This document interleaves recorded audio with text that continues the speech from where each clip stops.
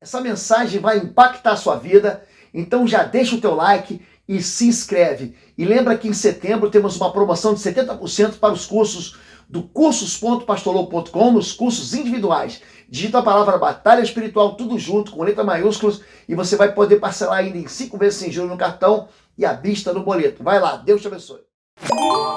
Vamos lá, gente. Pais de joelhos, filhos de pé. Muito obrigado. Pais de joelhos e filhos de pé. Pai querido, nós precisamos, eu preciso, Pai, da porção generosa do Teu Espírito na minha vida. Esse mundo que nós vivemos, toda a criação é sustentada pela Tua Palavra. A Tua Palavra vai ser ministrada ao coração de pais e filhos. E nós precisamos aqui do Senhor. Não nos abandone, Senhor Deus. Nós não podemos ter o entendimento da Tua Palavra se o Teu Espírito não for com a gente e nos conduzir na verdade. Enche, Pai, o nosso coração da Tua verdade. Desentope nossos ouvidos, abre nossos olhos, Deus. Que a Tua Palavra seja poderosa hoje e sempre, em nome de Jesus. Amém e amém. Muito obrigado. Obrigado. O texto inicial é um texto que nós ministramos, temos ministrado o mês de setembro inteiro sobre famílias, sobre o papel de pai, de mãe, sobre o funcionamento da família, sobre como Deus tem ministrado na nossa vida a respeito disso e dado para a gente direções. Já ministrei inclusive sobre esse texto, mas hoje eu quero dar um tom diferente a essa ministração. E diz assim, Marcos capítulo 5, de 22 a 23, o Evangelho de Marcos é um evangelho muito poderoso. Jesus, ele está aqui vindo depois de ter caminhado sobre as águas, ter acalmado a tempestade, depois de ter expulso o endemoniado lá da cidade de Gádara, de Genezaré. Ele retorna então e vai ter encontro com o pai que vai se colocar de joelhos. Então, chegou ali um dos dirigentes da sinagoga, chamado Jairo. Vendo Jesus, ajoelhou-se aos seus pés. Eu vou sublinhar essa palavra. Ajoelhou-se aos seus pés. Essa frase. E lhe implorou insistentemente: minha filhinha está morrendo, vem por favor, e impõe as mãos sobre ela, para que seja curada e viva. Jesus foi com ele. Uma grande multidão seguia e o comprimia. E estava ali certa mulher que havia 12 anos vinha sofrendo de uma hemorragia. Chegou-se por trás dele, no meio da multidão, e tocou o seu manto. Imediatamente cessou sua hemorragia, e ela sentiu em seu corpo que estava livre do seu sofrimento. Enquanto Jesus ainda estava falando, chegaram algumas pessoas na casa de Jairo, o dirigente da sinagoga. Sua filha morreu. Disseram eles: não precisa mais incomodar o mestre. Não fazendo caso do que eles disseram, Jesus disse ao dirigente da sinagoga: não tenha medo, tão somente creia. Tomou pela mão e lhe disse, tomou-a pela mão e lhe disse, Talita cumi, que significa menina, eu lhe ordeno, levante-se. Imediatamente a menina, que tinha 12 anos de idade, levantou-se e começou a andar. Isso os deixou atônitos. O que te deixa atônito? O que te deixa impressionado? O que te deixa impactado? Qual a ação de Deus na tua vida que te deixa absolutamente perplexo? Aqui um pai, dirigente de uma sinagoga de Cafarnaum, uma cidade portuária extremamente movimentada, que levava e trazia não só mercadoria, mas notícias. Aqui um homem fica de joelhos diante de Jesus. E no final, tem a sua filha de pé.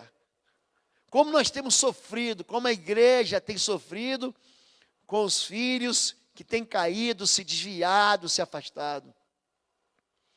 Hoje, a enorme maioria, eu estava lendo uma reportagem de ontem, da Gazeta do Povo. Gazeta do Povo é o principal jornal aqui do estado do Paraná, você que nos assiste de longe. E estava falando sobre como os evangélicos deixaram de ser uma minoria insignificante, desprezada principalmente pela classe acadêmica, para se tornar um povo que tem dado destino para a nossa nação, se colocado contra a corrupção, investido na família. Somos um povo, sim, conservadores, porque cremos que a palavra de Deus ela é imutável, e nós não nos dobramos diante de conselhos dos ímpios. Aliás, a Bíblia diz isso para a gente, que bem-aventurado é o homem que não anda no caminho dos pecadores, que não se detém, que não se assenta com os escarnecedores. Antes tem o seu prazer na lei do Senhor, qual medita nela de dia e de noite. É como árvore plantada junto a ribeiro de águas, que dá seu fruto na estação certa. Mas nós também temos experimentado uma quantidade enorme de filhos que se desviam, que se afastam, que não têm a mesma paixão por Deus que nós temos. Isso vai se dissolvendo pelo tempo. Falei para vocês já uma vez, estive visitando cadeias públicas, fazendo evangelismo, distribuindo Bíblias, junto com o povo dos Gideões, e ali a maioria dos crentes, a maioria dos presos são crentes, filho de crente, com nome de crente. Está ali Daniel, Ezequiel, Isaías, Jeremias, Paulo, Pedro, Davi, Moisés, Salomão, estão ali dentro. Eu canto canções, eu lembro de uma vez, eu gosto muito de uma canção que diz assim: solta o cabo da nau, toma os remos nas mãos e navega com fé em Jesus. E todos eles cantam com a gente. Filhos que se perderam, filhos que caíram. E hoje eu quero falar um pouquinho sobre pais de joelhos. A esperança para o seu filho, a esperança para a sua vida, a esperança para a sua família, a esperança para trazer para perto aquele que se perdeu. Jairo, ele é um homem que ele fica de joelhos, e ele tem ao final desse capítulo 5, uma grande visão e notícia de que seu filho está de pé. O poder dos joelhos dobrados de um pai, um intercessor se humilha e dobra os seus joelhos. Você precisa entender que a oração não é um favor que você faz para Deus. Quando você ora, você está dizendo justamente para Deus que você é um incompetente. Quando eu oro, eu digo para Deus: Deus, eu sou um ignorante. Eu digo isso para Deus porque eu sou. Quando a gente começa a se achar importante, quando a gente começa a se achar muito cheio de razão, Deus não está lá. Deus, ele só é poderoso quando a gente não é nada. O meu poder se aperfeiçoa na sua fraqueza. Quando nós dobramos o joelho, nós estamos dizendo no mundo espiritual que nós estamos clamando pelo favor do Senhor. Quando a gente jejua, a gente está declarando no mundo espiritual a nossa falência. A falência das nossas forças, das nossas capacidades, da nossa inteligência. Nós estamos dizendo: eu preciso do Senhor. O jejum, ele é uma ferramenta poderosa para atrair Deus, para atrair o poder de Deus, para trazer Deus para perto.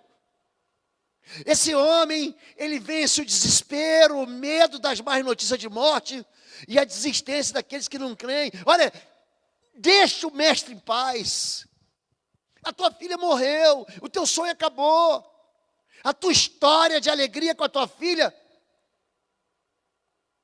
está acabado. E esse homem, ele vence notícias ruins. Quantas vezes eu ouço dizer: não, para o meu filho não tem mais jeito, para o meu casamento não tem mais jeito, para a minha história não tem mais jeito. Homens de joelhos, eles oram justamente porque eles sabem que não tem mais jeito para eles, mas eles invocam um Deus que tem jeito para tudo, que dá jeito para tudo. Todas as vezes que Deus chega atrasado, todas as vezes que Jesus chega atrasado, ele ressuscita alguém. Ele ressuscita a filha de Jairo, ele ressuscita a viúva de Naim de Lucas 7, ele ressuscita Lázaro depois de 4 dias. Chegou atrasado, pronto, então vou resolver a bronca aqui, porque quem manda na vida e na morte sou eu. Jesus, querido, ele tem algo chamado chave de Davi. Em Isaías 11 diz isso, ele tem a chave de Davi. No livro do Apocalipse capítulo 3 diz, ele tem a chave de Davi. Ele abre, ninguém fecha, ele fecha, ninguém abre. Ele tem a chave da morte e do inferno. Esse é o Deus que você serve. Esse é o Deus que é o teu Deus. Ele derrota o destino trágico. Ele derrota a escassez de tempo. Vem rápido. A minha filha está morrendo, vai dar tempo de se socorrer. Já reparou que na Bíblia, acho que eu ministrei isso no domingo passado, Deus nunca corre? Já reparou isso? A única vez que você vê na Bíblia Deus correndo é em Lucas 15, quando o filho pródigo volta para casa. Aí o pai corre e o abraça. Fora isso, Deus não tem pressa. Deus ele tem o tempo certo. Deus ele não se desespera, dizendo assim, não vai ter tempo. E ainda vem uma mulher, ainda toca no manto de Jesus e fica segurando ele. E Jesus fica perguntando quem me tocou. Bora, Jesus, está na hora. Eu tenho uma amiga, minha e pastora Fabíola, um casal que mora lá na Bahia, Dr. Gerson Kaila, a Clarissa, a nossa secretária, também conhece. E ela tem uma expressão, bora, bora, bora, minha gente, que ela é do Nordeste, tem esse sotaque. E a gente está sempre com pressa, e acha que Deus ele vai perder o tempo. Mas Deus pode acabar aos 45 minutos do segundo tempo. Jesus chega lá e resolve. Ele traz Jesus para dentro, apesar da esquecer. Ele vence a incredulidade. Ele atrai Jesus para dentro de casa. Ele não é contaminado pela incredulidade. Está todo mundo chorando. Então ele chega na porta de casa, interessante. É que ele crê nesse Deus. Um pai de joelhos é um homem que crê contra aquilo que a circunstância apresenta. Eu quero mostrar para vocês sobre intercessão. E quando se fala de intercessão, todo mundo conhece Efésios capítulo 6, de 12 a 18. Esse é o texto que mais se usa quando nós falamos no Novo Testamento sobre guerra espiritual, sobre batalha espiritual, todo mundo conhece. É o final da carta de Paulo aos Efésios, porque não temos que lutar contra a carne e o sangue, mas sim, contra quem, gente? Principados, contra potestades, contra príncipes das trevas desse século, contra os ossos espirituais da maldade, aonde? Aqui na terra? Não, nos lugares celestiais. E ele aqui orienta a gente, uma vez estão toda a armadura de Deus, para que vocês possam estar firmes contra as astutas ciladas do diabo, e manda você colocar o capacete da salvação, as botas da prontidão do evangelho e da paz, o escudo da fé, toma a espada do Espírito, se vista com a verdade, se embrulhe na verdade, coloca no teu peito a justiça do Senhor. As nossas justiças são como trapos da imundícia, não presta. Você vai se aproximar do inimigo, que ele não vem assim, ele não é um promotor enfraquecido, que apresenta fofocas diante do Senhor. Esse inimigo é cruel, é brutal, mas ele fala, olha, orando em todo tempo, com toda oração e súplica. Existe um favor de Deus quando nós oramos. Existe um mover de Deus quando nós buscamos. Quando um pai fica de joelhos, ou quando um filho fica de joelhos, porque eu já orei pelo meu pai. Eu sou filho de um pai ateu. E ele dizia para mim, Deus não existe. E quando eu comecei a orar e jejuar pelo meu filho, pelo meu pai, gente, meu pai, ele só se converteu, a primeira pessoa que eu ganhei para Jesus foi minha esposa, mas o segundo foi meu pai, aquele ateuzão, virou um crentão. Então tem gente que fica dizendo o que Deus não pode fazer. Gente, assim como o rio muda de direção, assim é o coração do homem da mão do Senhor. Deus inclina ele para onde ele quer. Assim como Deus endureceu o coração de Faraó, Deus é um Deus que vai endurecer o coração do seu filho, do seu marido, de quem, enfim, gente. Quando se fala em guerra espiritual, nós temos que tomar alguns cuidados. Porque vamos entrar num campo que temos um inimigo que não vai ensarilhar armas. Ensarilhar armas é quando a tropa vem numa marcha e acampa. Ela pega os seus fuzis, a sua baioneta e coloca, faz uma espécie de uma casinha. Um fica nós colocamos a arma, como é que eu vou dizer isso? Uma entrelaçada na outra para ela não cair. De maneira que você possa pegar a hora que você quiser e sair para o teu combate. Esse é o primeiro ministério sacerdotal que nós temos. O primeiro, viva sob o controle do Espírito Santo. Não se encha, não se embriague com vinho. Vai ter confusão, vai ter dissolução. Se encha do Espírito. Se encha do Espírito. Essa é uma ordem. Encher-se do Espírito não é para o pregador, não é para o ministro de louvor, é para mim e para você que somos pais de joelhos, que queremos experimentar a vida de filhos de pé. Número 2, trate com cuidado e amor o seu casamento. Nós falamos aqui, semana passada, sobre o papel do pai, sobre o papel da mãe, e sobre como o fundamento do casamento vai produzir filhos fiéis ao Senhor, emocionalmente saudáveis, filhos que não se desviam da palavra do Senhor, filhos que prosperam, filhos que acertam o alvo como uma flecha, que é lançada, que atinge um alvo. Cuide bem do seu cônjuge. Depois de Deus, porque você vai colocar Deus em primeiro lugar e vai se encher do Espírito, a pessoa mais importante da sua vida é o seu cônjuge. Vou repetir, depois de Deus, a pessoa mais importante na sua vida é o seu marido, é a sua esposa. Cuide com carinho. Se você tiver um casamento em que você se esforça para construir uma aliança, nada vai te quebrar. Porque o cordão de 3 dobras, porque tem você, tua esposa e Deus. É difícil de quebrar. Seja generoso com a sua família. Pais, filhos, obedecer aos vossos pais. Isso é um mandamento com promessa de quê? Para que tudo te vá bem, tudo te vá bem. Olha para mim. A Bíblia não erra. Se você honrar teu pai e a tua mãe, a tua vida vai prosperar. E os teus dias serão estendidos, serão longos sobre a face da terra. A gente cresce e vai ficando muito esperto. A gente cresce e esquece de pai e de mãe. A gente passa a ignorar os conselhos do pai e da mãe.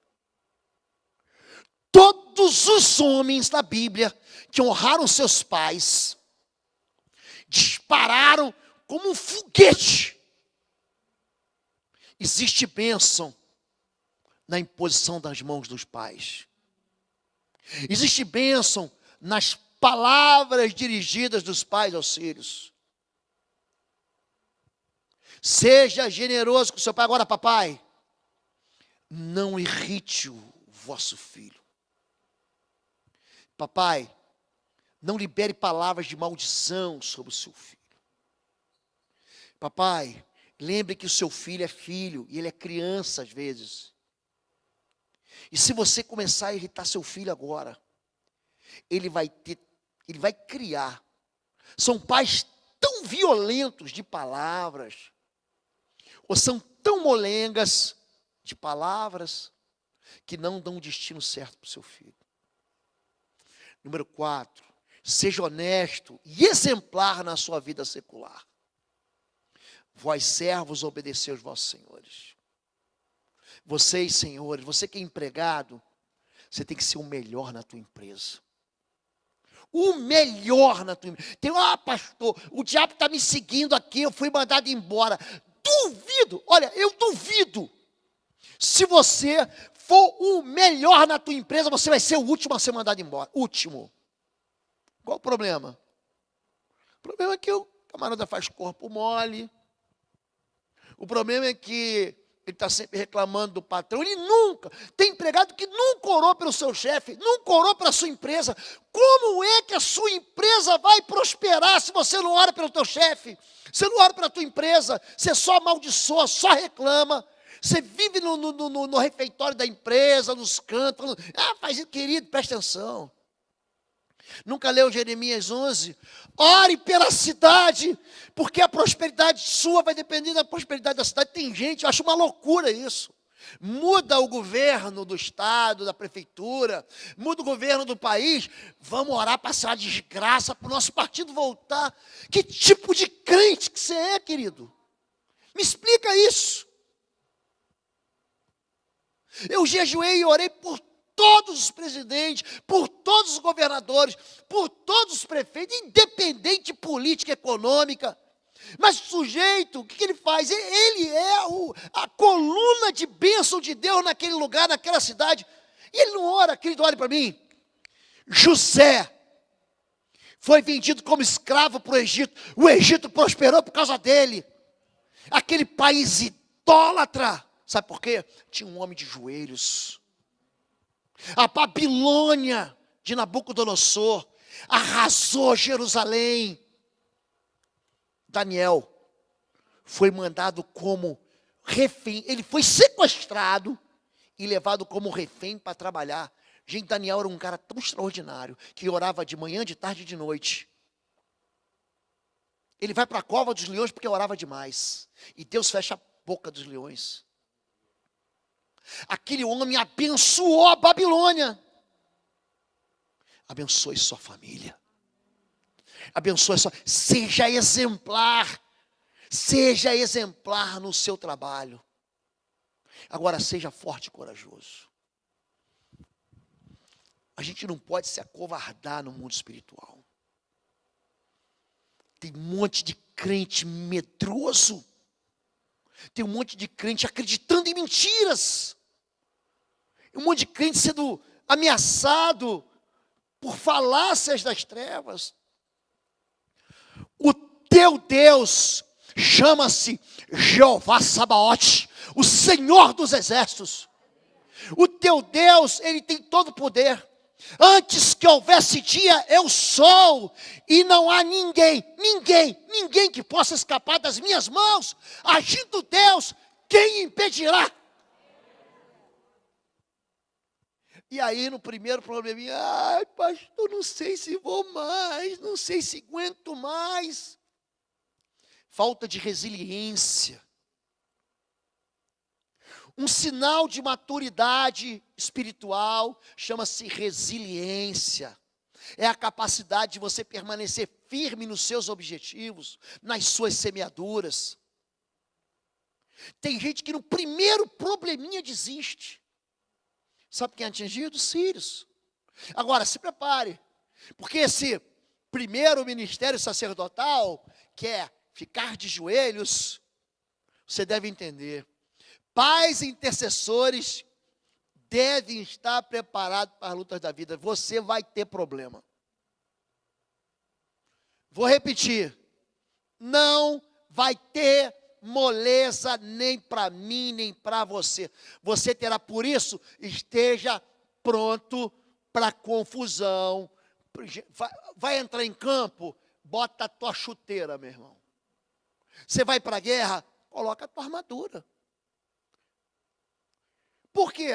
Porque no mundo você vai ter aflições, e quando o salmista diz, muitas são as aflições do justo. Ele não está dizendo para a gente que vai ser fácil. Você vai entrar lá na terra, e é o seguinte, você vai encontrar nações mais fortes, mais poderosas que vocês, os heteus, os jebuseus, os gigazeus, os filisteus, mas eu vou estar contigo, eu vou derrubar os amorreus. Sou eu que vou vencer os moabitas, os amonitas, os edomitas, os assírios, os sírios. Sou eu que vou à tua frente, eu serei à tua frente como a coluna da glória e a tua retaguarda como a justiça. Os teus inimigos que virão por um caminho, porque eles virão, mas eles fugirão por 7 caminhos diferentes.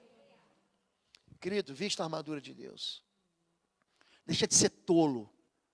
Deixa de ser crente criança. A gente não pode desistir porque a vida diz não aqui. Porque se a vida te disse não aqui, é porque Deus vai te dizer sim lá. Intercessão familiar deve apontar os fogos da sua artilharia. Para onde, gente? Para o lugar certo. O problema não é seu filho. O problema é a influência que teu filho está recebendo, às vezes, dentro de casa. Quando a pessoa fala assim, pastor, meu filho está com um problema, ele começa a falar, quem é o pai? Ah, não tem pai. Oi, gente, um rápido intervalo. Você que ainda não é membro, seja membro do canal para nos abençoar. Dá um like, compartilha. E se você quer crescer em libertação e batalha espiritual, vai lá na nossa loja www.institutoexodo.com. Os nossos livros estão lá que vão fazer você crescer nessa área e se tornar um valente na batalha. Deus te abençoe. Então são escolhas tolas que fazemos aonde? Na adolescência, na juventude. Eu falo para os jovens, as decisões que a gente toma na infância, na juventude principalmente, a gente vai carregar para sempre. E não adianta dizer que o diabo é mau, porque ele é mau. Mas as nossas escolhas somos nós que fazemos. Ou seja, quem cria problemas para a gente é a gente. Somos nós mesmos. Então, fiz um atendimento algum tempo atrás de um adolescente que estava se cortando. O nome disso é automutilação. Se corta debaixo do braço, na barriga, na virilha. O que há por trás da automutilação? Não é toque, não. Não é transtorno obsessivo compulsivo, não, gente. A pessoa não quer se matar, quer matar o sofrimento dentro dela. Quando a pessoa corta com uma gilete, com estilete, com prego, com a espiral de um caderno, o corpo inteligentemente libera uma endorfina, que é o quê? Um anestésico. Esse anestésico, ele além de anestesiar o corpo, anestesia a dor. E a mãe quer brigar com o filho, quer bater no filho, o pai quer ser violento. O filho já está sofrendo, você não está entendendo. Ele já está se autopunindo, ele está se culpando. Gente culpada se autoflagela, se automachuca, se autodestrói. Quando nós falamos sobre atingir o alvo certo, é você orar na contramão do mundo. Pastor, meu filho está em droga, está envolvido com um traficante. Ora para o traficante se converter. Ora para a biqueira, para a fonte da droga, para o local onde ele compra a maconha, a cocaína, o crack, virar um ponto de pregação. A minha filha estava aqui, aquele homem conquistou o coração dela. Ora para Deus converter esse rapaz. Desautoriza. Retira a bênção desse namoro para você ver o que vai acontecer. Já já ele dá um chute nela, manda ela de volta para casa. Nós precisamos aprender que a nossa luta não é contra as pessoas. Não é contra as pessoas. Ah, pastor, aquela mulher da pomba gira, desculpa a expressão, levou o meu marido. A nossa luta, querido, não é contra a gente, não é contra seres humanos. Seres humanos são vítimas como nós. Quando a gente fala sobre intercessão e sobre resiliência, significa estar atento. Vigie. Deus avisou Pedro. Pedro pega uma espada e fala assim, ainda que todos te neguem, eu não vou te negar. Pedro, vigie, ora, sabe por quê? O espírito está pronto, você está salvo, mas a tua carne é fraca. Carne fraca. E quando a gente deixa de vigiar, quando a gente deixa de perceber a aproximação de algo que de fato é sedutor, a gente acaba caindo. Quem manda a gente ficar atento é Jesus. Quem fala para a gente ficar atento é o apóstolo Paulo. Vigiai e orai. Vigie, Jesus diz. Porque se o dono da casa soubesse a hora que o ladrão vem, ele não ia ser assaltado. Pais intercessores devem conhecer os alvos das investidas contra a sua família. Toma o capacete da salvação. Sabe por quê? Uma das coisas que pode ser roubada do coração do seu filho é a salvação. Salvação é presente. Você não se salva. Marcos 10, aquele jovem pergunta para Jesus: então quem poderá salvar-se? Jesus diz: isso é impossível. Olha para mim. É impossível o ser humano se salvar. Você não se salva, você precisa de um salvador. Quer que eu diga que é impossível? É impossível você pegar 2 penas de galinha, bater asa e chegar na lua. Você entendeu o que é impossível? Não tem nenhuma chance, nem de mim, nem de você se salvar. Você precisa de um salvador. É por isso que a gente precisa de Jesus. Então, Jesus que você prega deve ser o Jesus que você vive, para que a salvação não seja roubada do seu filho. Quando ele fala, toma o peitoral da justiça, se embrulhe com a verdade, você está vivendo mentira, contando mentira, e teu filho está vendo. O teu filho não é bobinho, não é tolinho, ele está vendo. Pior do que isso, ele vai fazer igual. A gente fala de pai, mas eu quero falar de mãe. De fato, logo que ouviu falar dele, certa mulher, não era nem crente, hein? Está pensando que essa mulher era crente? Era judia, estava debaixo da proteção da lei de Moisés, carregava consigo assim um alvará de fé. Mulher, cuja filha estava com o espírito imundo, veio, ela de joelhos lá, lançou-se aos seus pés, mãe de joelhos. A mulher era grega, sírio-fenícia de origem, e rogava a Jesus que expulsasse sua filha do demônio. E ele disse: deixe primeiro que os filhos comam até se fartar. Pois não é correto tirar o pão dos filhos e lançá-lo aos cachorrinhos? Ela respondeu: sim, Senhor. Mas até os cachorrinhos debaixo da mesa comem das migalhas das crianças. Então ele lhe disse: por causa desta resposta, é a maneira como você responde a Jesus, é a maneira como você responde a uma pregação dessas, é a maneira como você responde a um chamado desse, é a maneira como você responde a uma convocação para orar pelos filhos. Por causa desta resposta, você pode ir, o demônio já saiu da sua filha. Ela foi para casa, encontrou sua filha deitada na cama, o demônio já havia deixado. É a maneira como a gente responde a palavra de Deus. A palavra de Deus não pode ser uma religião para mim. O domingo no culto não pode ser um tempo que eu venho aqui adorar. Eu amo adorar, o louvor da igreja é uma delícia.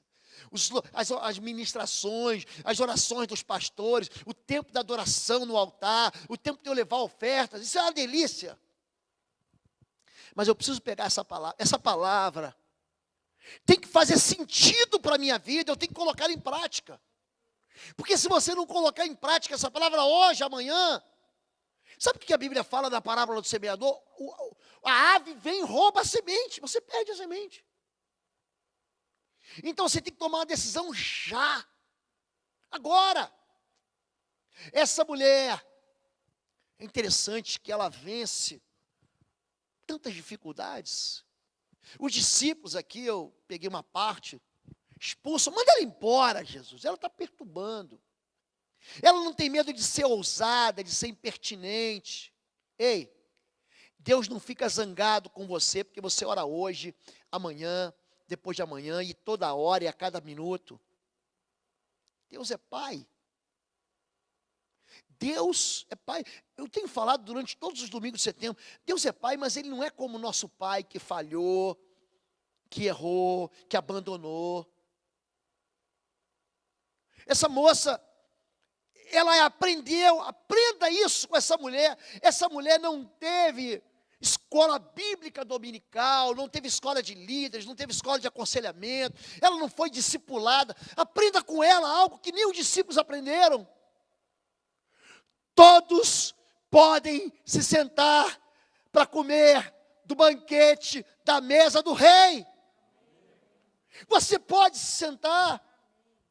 Ele quer partir o pão, você quer viver de migalhas, uma migalha salva, mas é que você come o pão de filhos. A intercessão é um encontro. A palavra intercessão significa isso. Encontro, em hebraico, enteux, entuchano. Em grego, paga, significa encontro, choque.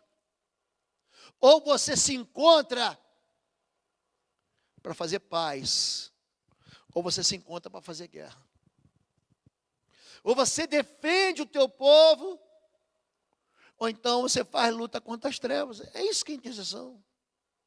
A intercessão não é uma oração de adoração, de louvor, de gratidão, de entrega. Não é uma oração de consagração, é uma oração de guerra. Romanos capítulo 15 diz: combatais comigo em oração. Existe um combate aí. Então, entra nesse combate, porque você tem um Deus que vai te favorecer. Eu olho para Jairo, eu olho para essa mulher sem nome, chamada de mulher cananeia, de mulher cirofenícia, um cheio de religião, o outro sem religião nenhuma. Um cheio de prepotência, um cheio de orgulho, porque ele era, gente, o diretor da sinagoga. Sabe o que significa isso? Ele era o delegado, ele era o juiz local.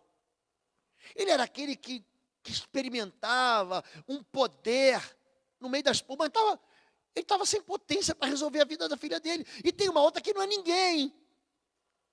E a chamada, e havia essa expressão, é como um cachorro, é como um cão. Isso vem lá de Juízes capítulo 1 e Juízes capítulo 10. Os cananeus eram chamados de cães mesmo. E quando seja orgulhoso, ou não seja ninguém, se seja rei ou plebeu, se seja estudado, ou não tenha a menor capacidade de ter estudado, se tenha doutorado, ou seja analfabeto, isso para Deus não tem importância nenhuma. O que importa é que um homem de joelhos coloca a sua vida de pé. Uma mulher de joelhos coloca a sua família de pé. Pastor, mas eu estou sozinho, eu também já passei por isso. Eu já fui o único crente na minha casa, novo. Só que eu criei naquilo que estava escrito. Agora que você entender que a palavra de Deus é uma rocha, que não muda. A hora que você entender que em Deus não há mudança e nenhuma sombra de variação, a tua vida nunca mais vai ser a mesma. Deus, ele tem muito para me dar, mas ele tem muito para te dar.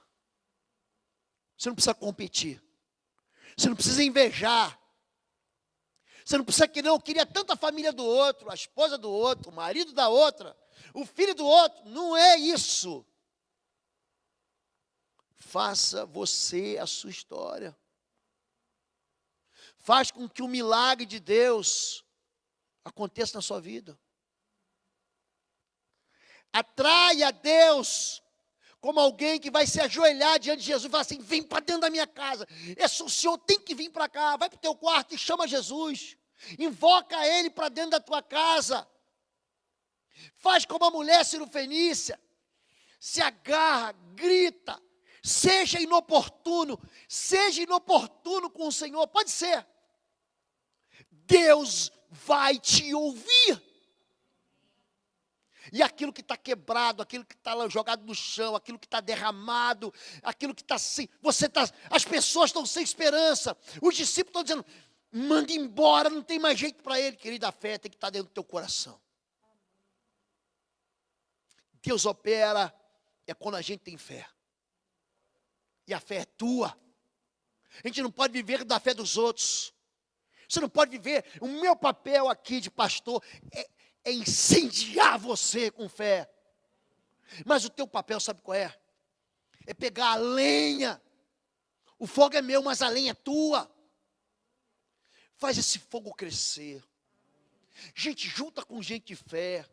Ora, pai e mãe, concorda na terra, liga na terra, o céu vai descer sobre a sua vida.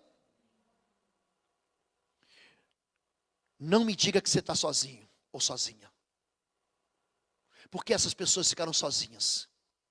Jairo e a mulher grega Sirofenice também estavam sozinhos. Ninguém ajudou eles.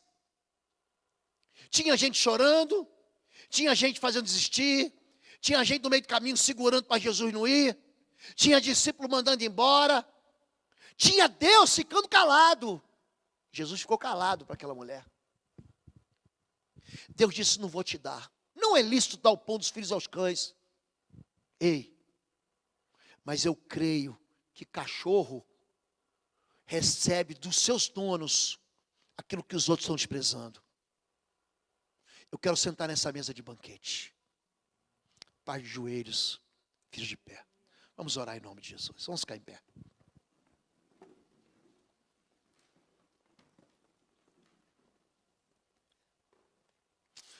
Quero pedir para você fechar teus olhos. E você que nos acompanha em casa, eu quero que você receba essa palavra com teu coração absolutamente pronto para reagir. Você é filho. Pastor Samuel aqui ministrou o louvor sobre o céu, não foi isso? Não se engane. Assim como o céu existe, o inferno também existe. Eu ainda vou preparar uma mensagem para vocês. E quem prega sobre o inferno é Jesus. Sabe como é que Jesus fala? Apartai-vos de mim, malditos. Essa palavra sai da boca de Jesus. Para o fogo eterno, preparado para o diabo e seus anjos. Você tem pai e mãe indo para o inferno. Ah, papai não crê. Mamãe não crê. Como é que é? Eu vou para o céu. Minha esposa vai comigo para o céu. Meus filhos vão para o céu. Meus netos vão para o céu. A minha geração vai para o céu. O meu pai já está no céu. Não me diga aquilo que é impossível. Porque você está diante do Deus dos impossíveis. E o impossível está, sabe aonde? Aqui na tua cabecinha. Foi aqui que jogaram uma mentira. Foi aqui que falaram assim: não dá, acabou, morreu. Pega essa mentira, joga fora. Isso serve para tudo na tua vida. Para a tua vida emocional, para a tua vida afetiva, para a tua vida profissional. Gente, tem gente se lamentando na pandemia, tem gente ficando rica. Semeie, trabalhe. O teu ministério depende de você tirar da tua cabeça as impossibilidades. Aliás, se há algo que eu gosto, é quando alguém diz assim: pastor, isso é impossível, graças a Deus. Porque agora Deus vai entrar no negócio. Porque quando é possível para mim eu resolvo. Mas quando é impossível eu já não faço mais nada. Deus, agora o negócio é contigo. Aprende isso. Não diga no mundo espiritual aquilo que não pode ser feito, mas diga aquilo que pode ser feito pelo Senhor. Feche teus olhos agora em nome de Jesus. Queria que você pensasse nos seus filhos agora. Você está criando filho para quê, gente? Para ir para a cadeia? Para virar marginal? Para que você está criando teus filhos? Para que você está dando melhor para eles? Para eles se perderem? Ou para eles serem uma coluna do Senhor nesse mundo? Para que eles peguem a direção que você está dando, o rastro que você está dando, e apontem para o céu. Isso vai depender de você. Há poder na imposição das mãos. E se teu filho estiver aqui perto de você, a gente tem isolamento social, mas o filho não está. Você pode chamar ele para perto de você. O seu filho, só o seu filho. Família não está. Isso. Coloca a mão sobre a cabeça do seu filho. Pode colocar a mão sobre a cabeça do seu filho. Isso. Se seu filho não está aqui, meu filho foi visitar os avós no Rio de Janeiro, e minha filha está grávida, vai me dar um neto lindo mês que vem, no outro mês. Pode botar a mão na sua barriga. Bota a mão na sua barriga. Você vai colocar a mão sobre o seu ventre agora. Você que tem filho, bota a mão sobre o seu ventre, sobre sua barriga. Nós vamos abençoar eles. Você que não tem filho e quer ter filho, bota a mão na sua barriga. Deus e Pai querido, nós concordamos aqui na terra que Tu és o nosso Deus e Pai, e Teu Filho Jesus, o nosso Salvador e o nosso Redentor. Pai, nós queremos consagrar e dedicar nossa descendência ao Senhor. Nós queremos revestir os nossos filhos com veste de salvação, tirar toda a cinza e toda a tristeza e derramar sobre a cabeça dos nossos filhos óleos de alegria, para que eles sejam chamados de carvalhos de justiça. Nós destronamos da nova vida do nosso filho todo pecado e toda interferência familiar e espiritual. Quebramos as cadeias da iniquidade e liberamos a porção do Espírito Santo de Deus sobre a vida dos nossos filhos, para que elas escorram sobre a vida dos nossos netos e bisnetos, até que o Senhor venha. Que a nossa casa, Pai, seja chamada de casa de salvação e casa de bênção. Pai, nós retiramos toda palavra de maldição, de praga, toda expressão maldita que saiu da nossa boca, no dia da confusão, do cansaço, no dia da decepção, da frustração. Nós retiramos toda palavra maldita em nome de Jesus, e liberamos uma palavra de bênção. Os nossos filhos são como galhos da oliveira ao redor da mesa. Os nossos filhos serão fartos no meio do deserto, porque o Senhor encherá os seus celeiros ainda no tempo da sequidão. O mundo espiritual vai saber que há uma marca, um selo de Deus sobre a vida da minha descendência, a marca do sangue do Cordeiro. Pai, nós declaramos como Moisés: nenhuma unha vai ficar, porque eu e a minha casa serviremos ao Senhor. E nós trazemos os nossos filhos de volta, os liberamos das mentiras, da sensualidade, das cadeias dos vícios, do orgulho, da rebelião, do ódio, da amargura, e os enchemos de paz, aquela paz que vem do Senhor Jesus. Nós oramos assim, Pai, crendo aqui na terra e concordando e ligando aqui na terra, porque sabemos que o Senhor já se moveu no céu, ligando e concordando no céu, em nome de Jesus. Amém, amém e amém. Amém, gente? Você foi abençoado? Domingo que vem tem mais, à noite tem mais. Avise a todo mundo. Existe uma igreja na cidade de Curitiba, em que nós abençoamos as famílias, em que nós queremos trazer a paz para dentro da sua casa. Multiplique a informação de que há um lugar de bênção em Curitiba e de resposta, com milagres do Senhor para a vida das pessoas. Hoje, 19 horas, teremos culto novamente. Você que nos assistiu, venha para a igreja, ainda dá tempo e talvez ainda tenha vaga. Então se inscreva no canal ibbr.org.br. Você que está sem igreja, preencha o link Rota Membresia e fique debaixo da autoridade dessa igreja. Amém?